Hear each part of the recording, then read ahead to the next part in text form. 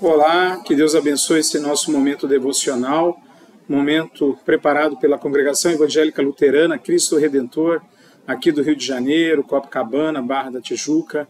Também trabalhamos lá em Nova Friburgo. Que Deus abençoe esse momento em que também invocamos a presença do Deus Pai, Filho e Espírito Santo, pedindo a Ele que nos abençoe ricamente nesse momento devocional. Hoje eu quero convidar você a meditar nas palavras de Colossenses capítulo 3. Nós temos um dia a dia muito corrido, são muitas as demandas, as nossas necessidades materiais. Olhamos muito para as coisas do aqui e do agora. O apóstolo Paulo, preocupado com essa situação, e vejam que interessante, essa situação não é somente uma situação de hoje, mas é algo que também já acontecia no passado. A gente busca muito as coisas do aqui e do agora, o que nós chamamos das coisas materiais. Eu quero convidar você então a ler alguns versículos do capítulo 3 de Colossenses. Essa carta é escrita por Paulo aos cristãos da cidade de Colossos, mas que tem um caráter universal e atemporal, ou seja, para toda a cristandade em qualquer época, período da humanidade. Veja o que Paulo diz aos cristãos. Portanto, se vocês foram ressuscitados juntamente com Cristo, busquem as coisas lá do alto, onde Cristo vive assentado à direita de Deus. Pensem nas coisas lá do alto e não nas que são aqui da terra, porque vocês morreram e a vida de vocês está oculta juntamente com Cristo em Deus.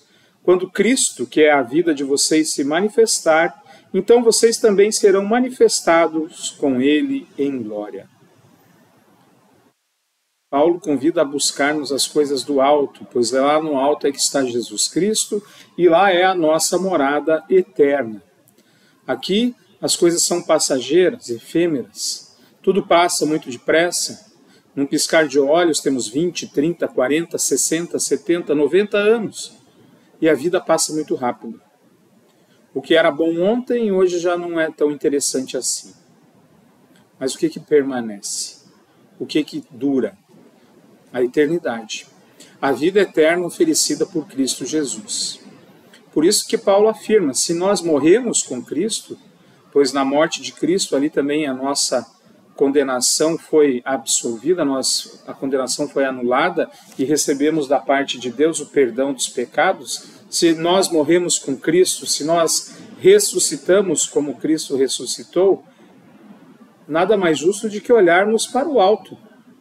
Por isso, a vida cristã é uma vida que tem uma perspectiva diferente do não cristão. Nós vivemos o aqui e agora, já com a perspectiva da eternidade. Sabemos que tudo que somos e temos é de Deus, sabemos que tudo o que temos é passageiro, tudo que nós somos, pai, empresário, funcionário, mãe, enfim, isso também é passageiro. Na vida eterna serão outras coisas. Por isso ele nos chama e nos alerta para enfatizarmos, para priorizarmos as coisas lá do alto. E como isso é difícil, não é mesmo?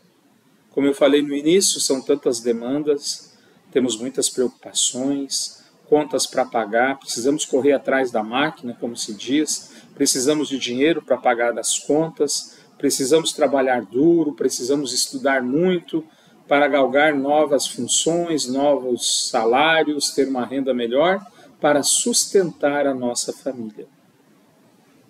Mas muitas vezes a gente esquece que se o Senhor não edificar a casa, é em vão o nosso trabalho.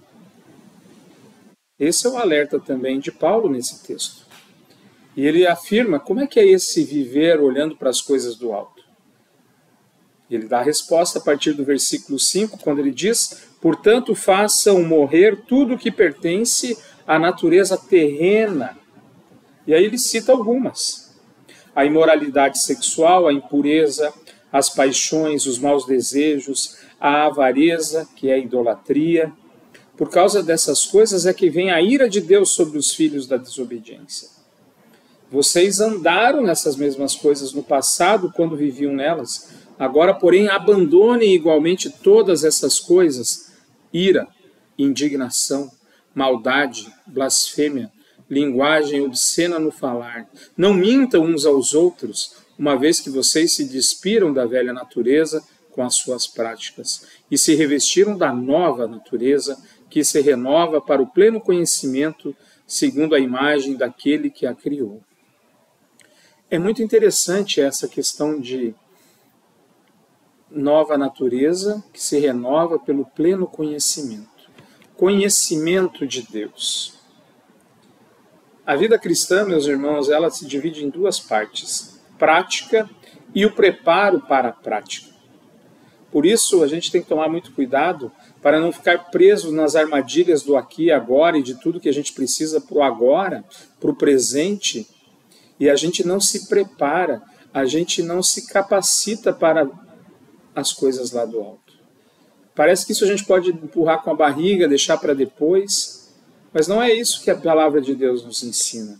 Ela nos ensina exatamente que a gente se revista da nova natureza que se renova pelo pleno conhecimento, segundo a imagem daquele que a criou. Conhecimento. Como anda o seu conhecimento da vontade de Deus, o seu conhecimento da palavra de Deus? Você tem conseguido separar tempo para orar, para ler a palavra de Deus, para participar dos cultos e tomar a Santa Ceia?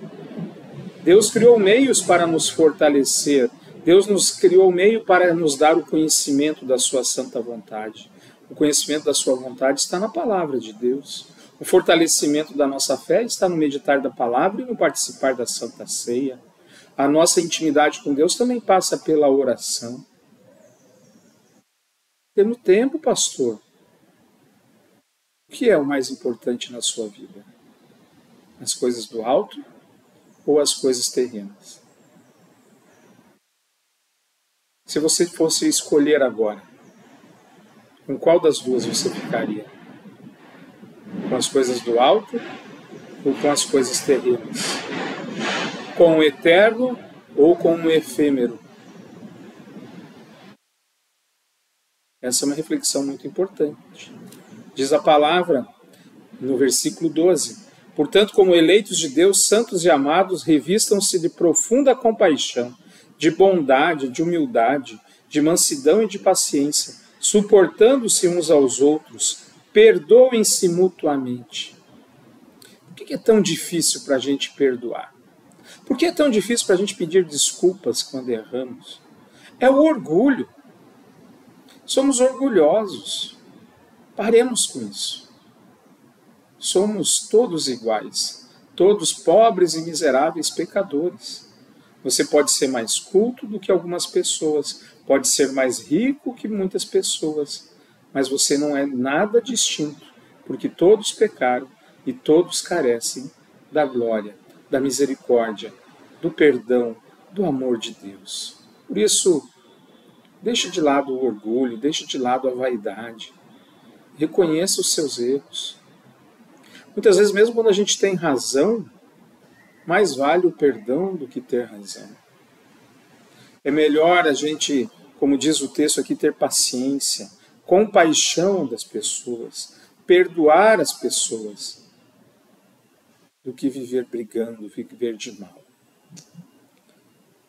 Acima de tudo, diz a palavra no capítulo 3, versículo 14, acima de tudo na nossa vida, acima de tudo, porém, seja o amor, que é vínculo de perfeição, pois foi o amor de Deus que enviou Jesus Cristo para nos salvar. Foi o amor de Deus que enviou o Espírito Santo para nos confortar e nos dar a fé. É o amor de Deus que dá a Ele a paciência comigo e com você. Portanto, sejamos imitadores de Cristo. Que a palavra de Cristo habite ricamente em seu coração. Esse é o meu desejo, e essas são as palavras de Paulo no versículo 16. Ele nos chama à instrução, ao aconselhamento mútuo, a louvar a Deus. Tudo o que a gente fizer, seja em palavras, seja em ação, façamos em nome do Senhor Jesus, dando por Ele graças a Deus. Fazer algo em nome de Jesus é, acima de tudo, fazer algo pelo amor. A gente gasta muito tempo olhando para as nossas necessidades terrenas. Olha muito para o nosso umbigo. Paulo nos convida nessa palavra a olharmos para o alto. E quando a gente olha para o próximo, a gente está mais perto de Deus e da sua vontade do que quando olhamos para nós e as nossas necessidades. Oséias, no Antigo Testamento, lembrou o povo que muitas vezes o povo esqueceu, que era Deus que dava a eles o trigo, todo o necessário para a sua vida. Confiemos em Deus, Ele vai nos conduzir nessa vida. Por isso podemos olhar para o alto, porque quem conduz a nossa vida é Jesus, que subiu ao céu e está sentado ao lado direito de Deus Pai. Ele sabe o caminho, Ele é o caminho. Que Deus te fortaleça no caminho, a verdade e a vida, que é Jesus Cristo. Amém. Recebam a bênção do Senhor. Que o Senhor te abençoe e te guarde, que o Senhor faça resplandecer o seu rosto sobre ti e tenha misericórdia de ti. Que o Senhor sobre ti levante o seu rosto e te dê a paz. Amém. Forte abraço, que Deus continue te abençoando.